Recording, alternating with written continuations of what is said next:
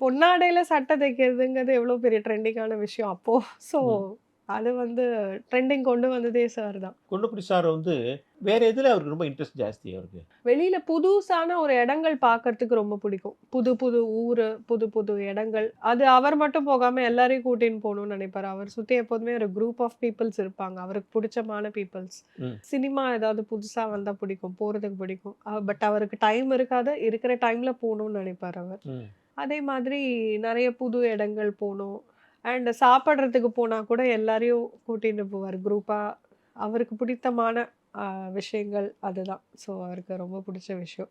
And அவருக்கு dress பண்ணிக்க ரொம்ப பிடிக்கும். யாரு பொன்னாடை குடுத்தாலும் அத அழகா அந்தந்த டிசைன் புதுசு புதுசா தச்சு போட்டுப்பார். முன்னாடியே இது ட்ரெஸ்ஸா ட்ரெஸ்ஸா போடுவாரு. போட்டுப்பாரு. என்ன அப்டின்னா, என்கிட்ட சொல்வாரு. இந்த மாரி பொன்னாட வந்து நம்மள மதிச்சு மரியாதை குடுத்து போட்டுருக்கா நம்பளுக்கு.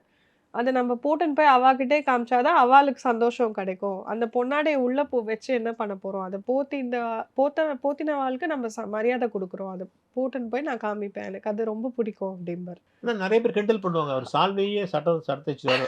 இல்ல அது ட்ரெண்டிங் ஆக்கினதே அவர் தானே. ஸோ பொன்னாடையில சட்டை தைக்கிறதுங்கிறது எவ்வளோ பெரிய ட்ரெண்டிங்கான விஷயம் அப்போ. ஸோ ம். அது வந்து ட்ரெண்டிங் கொண்டு வந்ததே சார் தான்.